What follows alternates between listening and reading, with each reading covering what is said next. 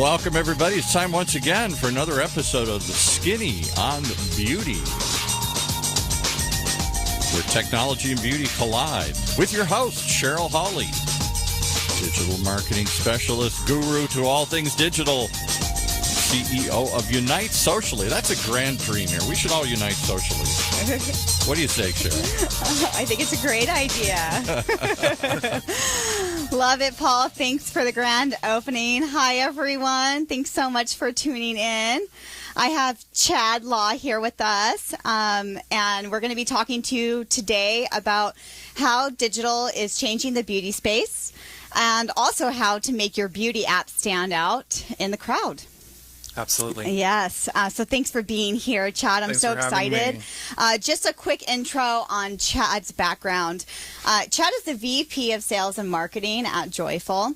His background is in product manufacturing, where he mainly focused on creating programs and products that benefited hairdressers and salons for companies like L'Oreal and Procter & Gamble. Consulting for like brands was an easy fit for him to consult and curate and start as a marketing specialist for multiple privately held product companies looking to attract salons and consumers alike. His out-of-the-box ideas led him to where he is now with Joyful, operating the best beauty and wellness services that Orange County and LA County have ever seen. And honestly, this is very true. I mean, the services that you guys offer that I'm so excited to get into today are awesome. I've tried them myself, and we'll get into that. But first, thank you so much for being here with us today. I know that a lot of the entrepreneurs that are listening in and watching right now are super excited about all of the wealth of information that you have from being in the industry and being a marketing guru. Yeah, I mean, entrepreneurs are my thing. I feel like I'm always been one at heart, whether I'm working for a Fortune 300 or a brand new startup. It's, I have to give a lot of credit to my press rep for writing that so nicely. I think out-of-the-box ideas really means, batshit crazy, but that's what we all are, though, Chad. Seriously, though, it is something that it takes an expert to come in and collaborate with all of these crazy ideas that people have and really make them work. And that's the beauty of what you do. You have such an amazing background in marketing and sales. As a specialist in the industry, I'm excited to learn more about it. You actually started out in this industry as a hairstylist. I did. Yes, and then you slowly, or was it quickly, realized that you wanted to go into the product development and marketing side? It was slowly. Yeah. I was kind of dragged in, recruited. Okay. I think that's never bad. There's still heel marks from the salon all the way to the L'Oreal office, but I went to school to get a degree in marketing, and it wasn't really my thing, so I decided to put myself through hair school. Selling ladies' shoes at Bloomingdale's while I put myself through hair school, because obviously my parents did not want me in hair school. And from there, I really realized that there was this huge disconnect between the artist brain and the manufacturers and the products that were working on skincare and color cosmetics and all of these things that were supposed to benefit the professional. And there was a big disconnect. So I thought I could help and was encouraged to go that way by amazing mentors, and it just made the transition into marketing and sales for product companies versus working behind the chair, but always in the forefront of my mind, putting the professional first. Okay, so that's really cool what I heard you say. You went to school for marketing. I did, yeah. Yes. I have a bachelor's in marketing. Okay, that's fantastic. Yeah. So, I mean, it was really, you were destined, right, to be in this position, Your mentors that dragged you on your heels knew this. Yeah. So that's fantastic. So you really weren't ready to make the change, but it looks like, it all worked out and people knew that this is the space that you needed to grow in. Sometimes it takes someone else to see something in you that you don't see in order to go in the right direction. It's so true. Yes, it's so true. So your consumer-driven outreach programs have generated over $500 million. Yes. That is fantastic. Thank you. Can we get an applause? I think that's fantastic. There we go. On cue. Perfect. During your many hours of coaching and helping beauty professionals launch successful companies, what would you say is the most common mistake that you've seen, beautypreneurs make while doing their product development? Yeah, I think the most important thing to remember is that, so many people are 100% focused on performance of the product. How does it perform? The ingredients and the science behind it. And the reality of it is, and I'm sure there's a lot of people out there will disagree with me, but performance is kind of dead at this point. I mean, we all have access to the same ingredients that every other major manufacturer has. We all have access to the same science. There's not a whole lot of revolutionary ingredient bases that come about. And so I think people get so focused on that part, they don't think about the need and the end consumer's actual problems that we need to be fixing, which that should happen first before. So you should develop around a need versus developing and then trying to create a need based on this science that's going to make your hair stronger, your skin younger, and telling people that that's what they need versus identifying what they need first and then going back to the shop and saying, okay, what do we have available? And if we don't have something, let's create it. Right. No, I like that backdoor strategy. Yeah. What I'm hearing is strategies here. Really have an idea and a mindset. Be mindful about what you're doing. Yes. And I think that's a great approach because as an entrepreneur myself, I've definitely just done the original way, right? Same here. And this is where your experience is speaking from, right? Yeah. And so I would agree. I mean, I too have gone down that road, and so through testing, I think this is a really good approach. I think, the most important thing when it comes to any sort of beauty product is to look at what everyone's doing in the industry and turn around and go the opposite direction. Fantastic. The number one companies out there are not the number one companies because they're innovative. They're the number one companies because they're the best mimickers that are copying off of the innovators themselves, that are small startups like probably a lot of the people that are listening. Oh, we love this. So you recently have taken a position as VP of Sales and Marketing to launch the Joyful app. Yeah. Which offers at-home spa services. So tell us more about Joyful and its place in the beauty space. Sure. Joyful was really a brainchild of my business partner, the CEO and founder of the company, who was an international traveler and could never seem to get a massage or a haircut or anything that he needed based on the international travel times because the schedule was always changing.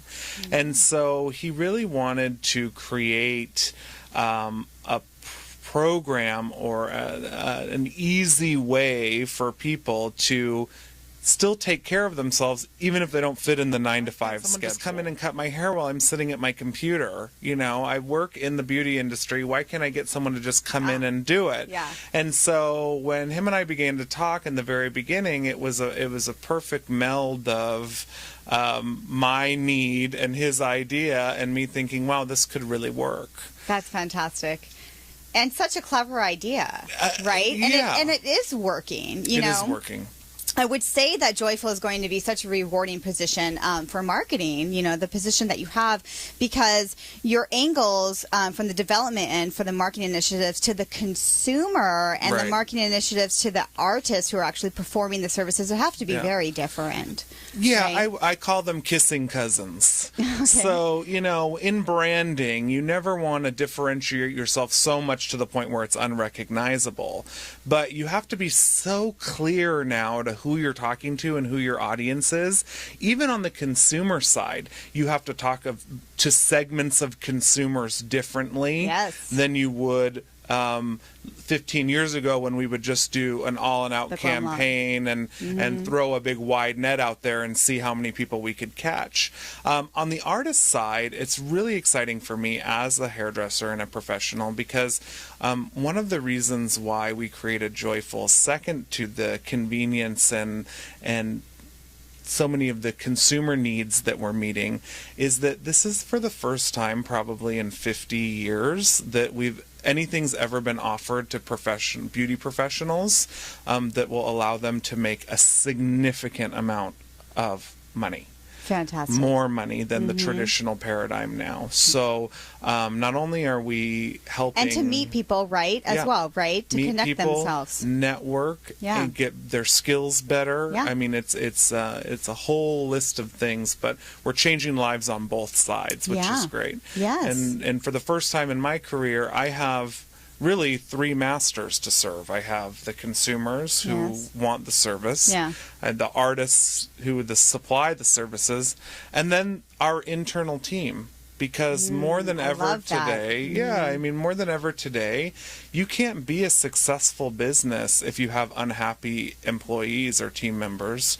You can't be a successful... Good stuff. Are you guys listening? You can't be a successful business if it's not collaborative, and you can't be a successful business if you don't walk the walk that you're preaching to your consumers and to your artists. It's so true. And so many people leave out the team. I love that you said that. That is fantastic. And that you consider that, somebody that you have to serve and collaborate with and work with and also, grow with. Right. So I appreciate you saying that on so many different levels, because I've seen many companies fail for that very reason. Well, it's a huge point of failure. And the consumer is more aware than ever today about how employee relations affects their experience. About the launch party that you had, because I know people are still talking about it. I'm in the space, and it was just such a huge success. It happened last year, the last quarter of last year. It was a huge event. I was blown away from your planning all the way down to the execution at the event, and even the decor. There was amazing, rich archways of beautiful flowers, walls and walls of these flowers that people were literally lining up to take photos next to. You guys had so many interactive booths there, virtual room, celebrity DJ, you had, of course, liquor and all the fun stuff, but it, we can have all these things in an event, but without the people, it's not really an event, right? Absolutely. So what would you say made this event such a huge success? Definitely the attendees. Yeah. It was so impressive to me to see how many women and men have been able to grow successful businesses and following digitally, such as yourself, a lot of the blogger babes that were connected into the event. Yes. And just watch how they interact with each other and also interact with brands, asking the right questions, looking at the right areas, following sort of the trail, if you will, of that interaction. And that really is what made the event special. We could have had 500 random people from LA there, and it would have just been kind of on a surface level. But I think when people are looking and noticing the details like you just mentioned, and they actually appreciate it, it becomes a whole different magical experience that you just don't see when it's just a party. Exactly. I agree. And you had a lot of those little magical experiences happening, What would you say, how did your marketing initiative vary to pull in the right demographic for this event? I think it's always got to be a combination. Yeah. We can never rely on one channel of marketing anymore. I tell the story all the time. My team is probably sitting in the office rolling their eyes, but when I was shaking my head. when I was in marketing school, it used to be that it took 9 impressions to convert a consumer. Right? So if they saw a magazine ad, a television commercial, that's it.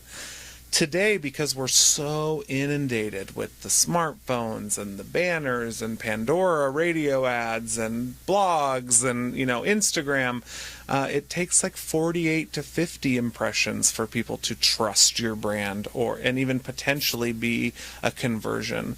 So you've got to really work every channel. Yeah. I think the most important thing about that event was the human element. We have cultivated some amazing relationships through Joyful, and through our social channels. We have an incredible social media manager that handles the relationship building on that end in the office, and he did such a good job of reaching out to the right people on a personal level, not just sending out a blast or something, but just really like sending direct messages and researching who we feel like would align with the brand really well, and allowing them to experience it beforehand, so they knew that when they were coming to the event, it would be worth their while. Yeah, and that takes a lot of time. I mean, to go into that research and really understand who your marketing mix and your target is. So I applaud him for that, because it is very different than just doing a mass. I mean, you get them, I get them, everyone gets them all the time, and it's just like, next. Well, or right? Is this real or not? I mean, yes, and then who wants to research that? Right? The startup dilemma is, who knows who you are? What are you offering me that's going to change my life? And is it worth my time or my energy? Right. Right. And you can only break that barrier through personal one-on-one communication, which digital is a huge channel for that. Right. But your content strategy and your communication strategy has to really mimic who you are as people, not just what's popular out there. Right. And it's also going to tell more of a story, which is going to help you get more brand ambassadors, get more influencers, to rally around your brand, create that buzz for you online. When I was at the party, I saw a lot of my network there as well, colleagues and also bloggers. What role did influencers play at the event for you? I think the best part of it was a very organic role. The influencers there all had some special takeaway that they took away from the event, and it wasn't all the same. Some people were super impressed by the florals that you talked about. Some people loved the 360 photo booth. Some people loved the music. Some people were enamored by the fact that we had a celebrity ambassador, Whitney Port, at the event. Whatever it was, they all had their individual takes on it, and they took it and I don't know if spin is the right word, but they created content through their own voice that we would have never as a brand been able to speak to curate. Because we're so deep in it that we forget the impact that we have. So the influencers really do a great service to not only their audience, but to everyone, reminding of the impact and some of the little things that we don't even think about, take for granted, that really help them and help the people that are following them have new ideas and new inspiration to, further their own brands. Exactly. And that's the magic of social media. Right. Is yes.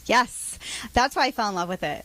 I had to teach myself social media, because when I went to school and got my master's in marketing, there was no social media. So, but I do want to, we're going to take a break here. But when we get back, I do want to talk more about, after the launch party, what it takes to be successful in the beauty space today, how to make your app successful and speak to your target market, right after the break. Great. Quick shout out to our host here, who was gracious enough to come in and share all this knowledge with everybody and all the people she knows in her vast community here. Cheryl Hawley is a digital marketing strategist, marketing professor. You're a professor? I didn't know that. And trained public speaker. That I know. Cheryl's the founder of Unite Socially, a media agency centered right here in the heart of Orange County. Unite Socially specializes in social media marketing and influencer management. Kind of one of the things we're talking about here today. How do you build influencer networks for the beauty wheelhouse? Launched in 2011, Unite Socially works with beauty, health, and fashion brands on an individual level to develop their digital strategies and create a whole new voice online.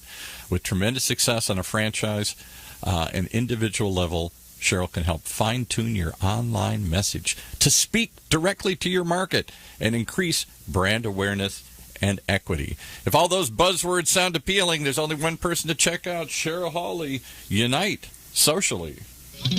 Though, going back to Joyful and what you guys are doing with that brand equity and how you're building that up in the app space. I love it. Yeah. Tell our audience, what it takes to be successful as a beauty app today.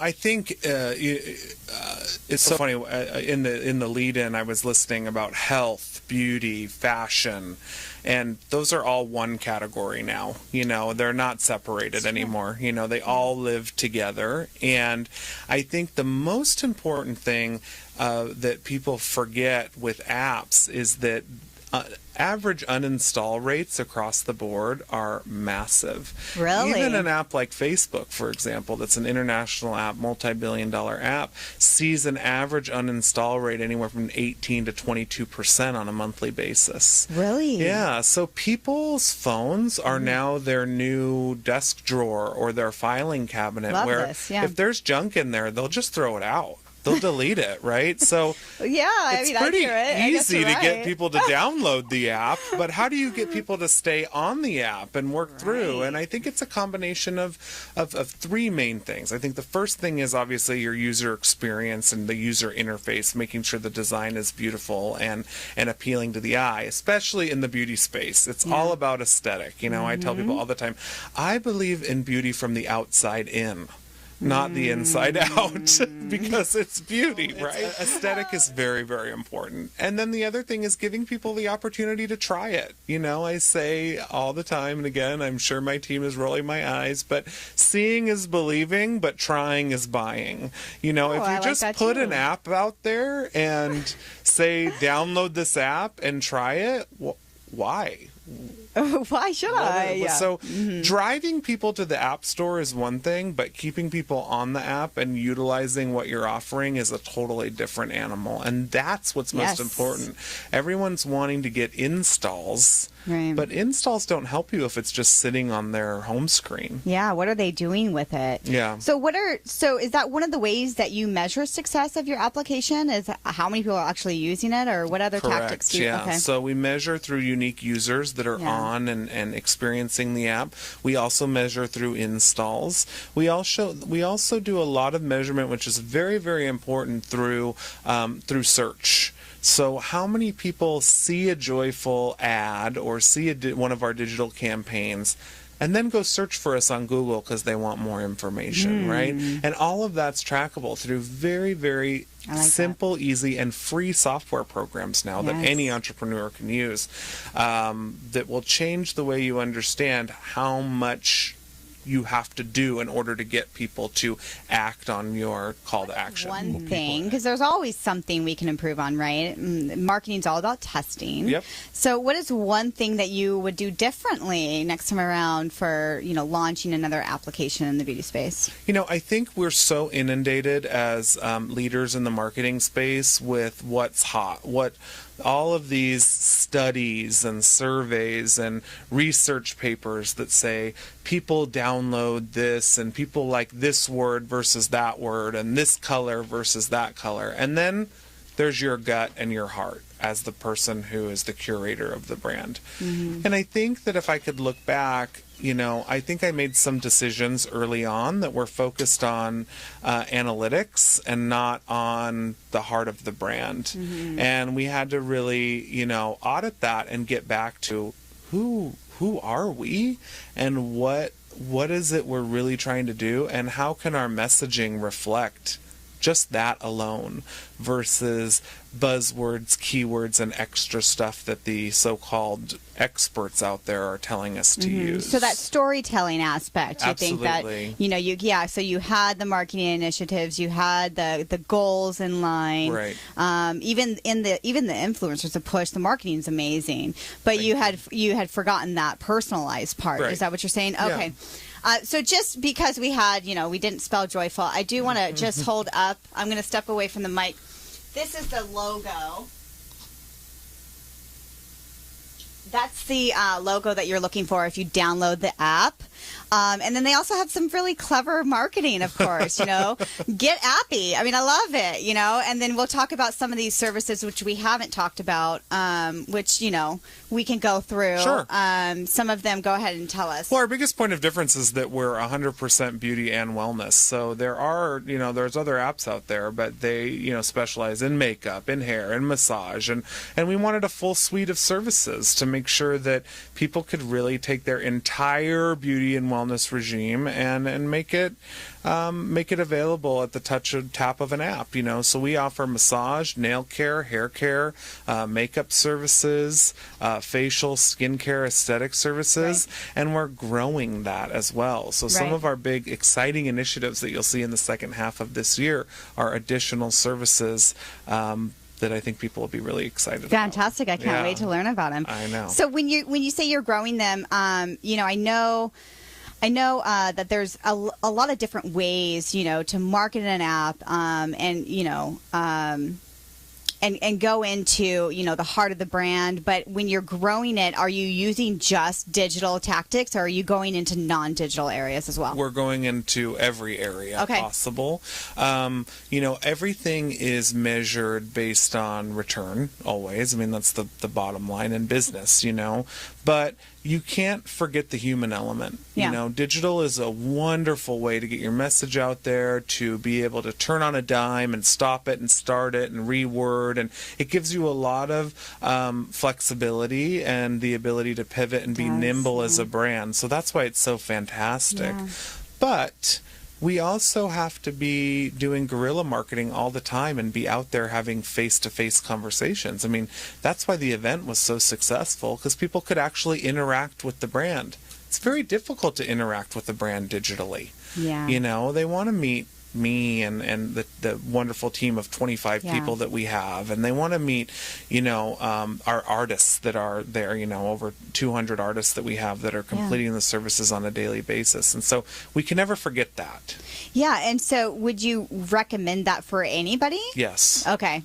I do. I would agree. Definitely, because that's part of still like telling a story, right? Yes. And being personal with people is like, yes, if you tweet us online, you expect us to respond within seconds, right? But you also want to see us face to face, and that face to face relationship, I think, is always going to be there, no matter how big social media gets. And I want to make a really key point too, that digital is only as good as the information that you have. So when you do a digital campaign, you have to do it in a way that is going to be directly targeted to the people that you want to speak to. And I think a big thing that people do is they want to tell everyone about their brand. In the very beginning, we had this consultant that came in and was giving us a pitch and telling us about the brand, and she said, well, there's a lot of women out there that just love going to the salon. I mean, why, they love their experience. They get in and they have their weekly appointment and XYZ. What do you want to do about those women? And I said, well, they're not for us. Those are the people we're messaging. They're not for us, right? Yeah. And so, the bottom line is that, you can't get everyone. Right. And we're becoming more and more segmented and more niche. People want the best in a niche market versus someone that does everything. Yeah. I love that. So seeing that, a lot of your past experiences have been aligning partnerships. Sure. Are you leading Joyful in the position to work with other beauty brands? And Absolutely. If so, how is that working? Yeah, we have fantastic beauty partnerships that align, and we have a very strong vetting process to make sure that they match our values and are consistent with what we're doing. It was very difficult in the beginning because traditionally, mobility, sanitation, one-time use, etc., all the things that we needed as a brand are not top priorities for luxury beauty companies out there. Yeah. So we were lucky enough to find a suite of new products that are geared towards the direction that the industry is moving in, which is on demand and mobile. I think the whole world is moving in that direction.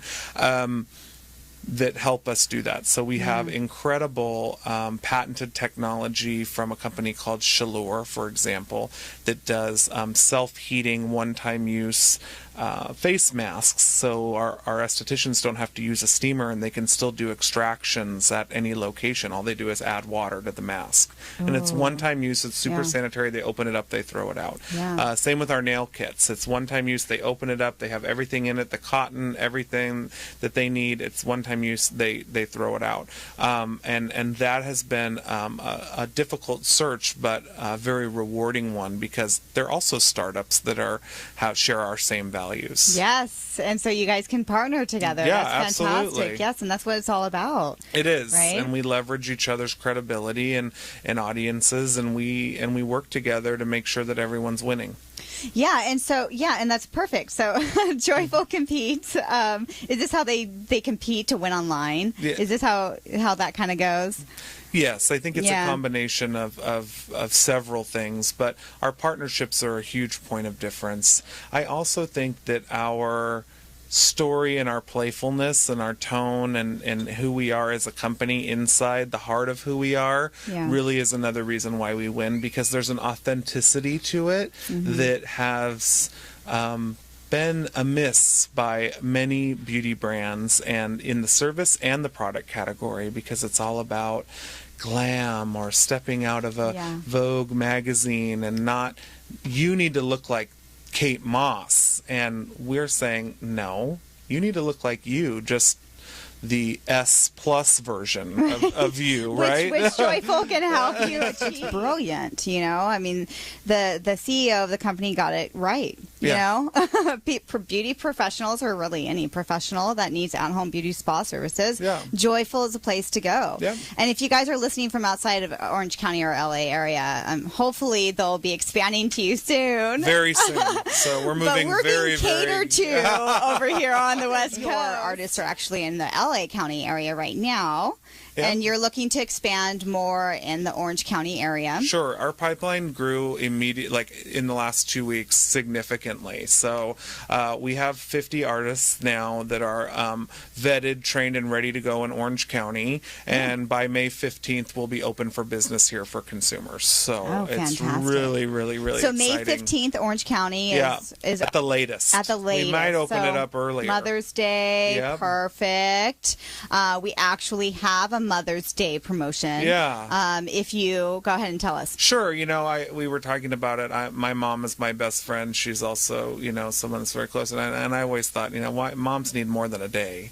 So we decided that we were going to do Joyful Mother's Week. So for the week of Mother's Day, it's the Thursday, Friday, Saturday, Sunday, Monday, so 5 days of Mother's Day. We're offering every mom in LA, Orange County, Ventura, Santa Barbara counties free blow dry. Fantastic. Yeah, just let us come to your house and pamper you with our incredible blow dry, and you'll see we have some surprises that are included in the service that are very special. Yes, and as we've talked about some of the services, when you guys download the app and you start to use it, what you'll do is just on the promotion side of things, you'll put in the promo code LOVEMOM between the 7th and the 14th. Thanks. I was supposed to say that. Yeah, I forgot. That's okay. No, that's why I'm here. And you'll put that in, and then you can treat your mom, and you can treat yourself as well. I have some special promo codes that are going to be released when the podcast version of this comes out. Yep. So you guys will have to listen in again in a couple of weeks for that. But they're just as good. But for right now, we can do the free blowout. With Love Mom. For Mom's Week. And Mom's Week. I love it. Mom's Week. It's really, it should be special. And you can gift it to your mom, or you can be a mom and use it. Everything that we talked about today. I really appreciate you coming in. Before we close, I'd like to ask if there's any advice that you have for beauty brands and influencers to grow their business online. Yes, I have something that I've been very passionate about the last year that I'd like to share with everyone, is that I truly believe that demographic information is essentially dead. I think that income and age are completely irrelevant now. I think there's 18-year-olds that are driving Porsches and spending a significant amount of money, and there's 65-year-olds that are on Snapchat and Twitter and also spending the same amount of money. I think that we have become so focused on income and age and demographic information that we're forgetting the psychographic information about how people actually think, interact digitally, how they shop, how they feel, what brands they love. If you're going to take some time to do analytics as an entrepreneur, I highly suggest that you really look at what people's behaviors are and their interactions before you look at their age or ethnicity or income, because those lines are so blurred today. And for the first time, the younger generations are influencing older generations, and we can't pinpoint those things. So go online, and as you're researching, see what they're hashtagging, see who they're following, see the other brands that they're interacting with, and create relevant content that's geared to that behavior, not geared to the checkbox that they're in the census. I love that. That was gold information, everybody. So what I hear is, you would say, so we're talking about Facebook adverts, right? You would actually go into the interest more than you would the demographic of. Absolutely. Yeah, okay. It's been a huge success for Joyful.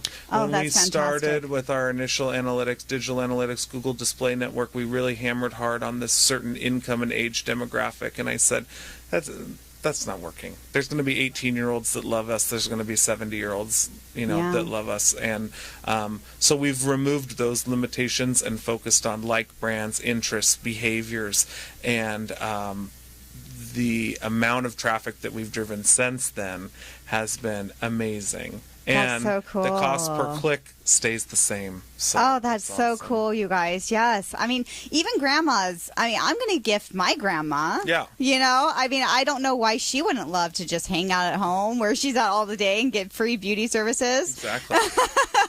Exactly. So before we sign off, I end all of my shows with a favorite quote, something that you've held yourself accountable to a time or two, or just close to your heart. Yeah. Did you bring your favorite quote to share? I did bring my favorite quote, and I kind of already said it earlier. Okay, but that's fine. My favorite quote comes from someone who I follow greatly, who I love. There's a book out there called EntreLeadership by Dave Ramsey, who's a financial guru. And one thing that he always says is, if I had 5 seconds to give anyone in business a piece of advice, it would be, look at the industry you're in, look at everything that everyone else is doing, and turn around and go the opposite direction. Fantastic. Do not become one of the sheep. Billionaires do not become billionaires by mimicking what other people are doing. I love it. I love it. Thank you so much. Thank you to all my listeners and fans and viewers. Thank you so much. Yeah, thanks, Chad, for being on the show. I loved it. Thank you. For more information, if you have any questions for Chad personally about entrepreneurship, he's happy to address those on Twitter. You can follow him and tweet him questions at Chad Joyful, which is Joiful. And then also Joyful is across the board on all social media. On Twitter, it's Joyful App. Don't forget that you can tweet me for entrepreneur questions at Skinny on Beauty, or if you want a free consultation for your marketing initiatives in the beauty industry, you can tweet at Unite Socially. Thanks, everyone. Till next time. Stay beautiful, Orange County.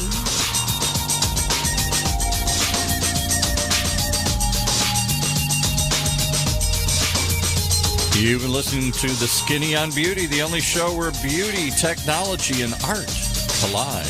Right here in Orange County's only community radio station, OCTalkRadio.net.